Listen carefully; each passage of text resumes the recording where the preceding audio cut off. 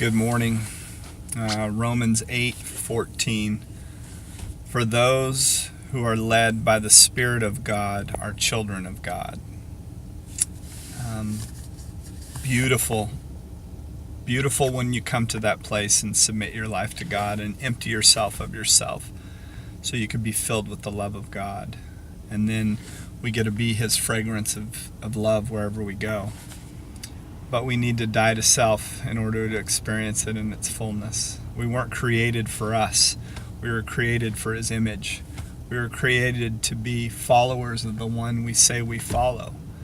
And there's peace in that. There's joy in that. There's contentment in that. I was thinking of, we live in one of two postures. We live in a posture of, I am my own or I am His. And there's a lot of people that are caught in religious bondage of trying to earn the Father's favor by what they do, their behavior. And in that, they're always searching and striving for love and affection from God and from others. So they are unable to celebrate other people's success because it's a competition, because they're getting their identity from their behavior, what they do inside the church. And I was thinking about that on an even deeper level. There's really not much difference between the person that's caught in religious bondage and someone that's an atheist. Their identity is rooted in self. It's not really rooted in being submitted to God. It's not, they haven't submitted their life, they haven't died to self. They're still trying to get their identity by what they do.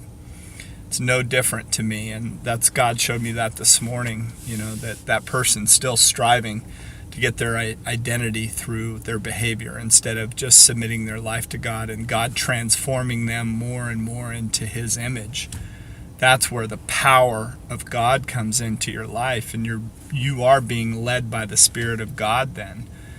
You've emptied yourself of yourself, and He fills that spot, and then you live out of that place. You're led by the Spirit of God rather than your own flesh.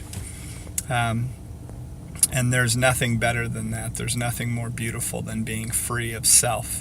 Free from the bondage of self. The first 2 years of this journey, just praying that every single day.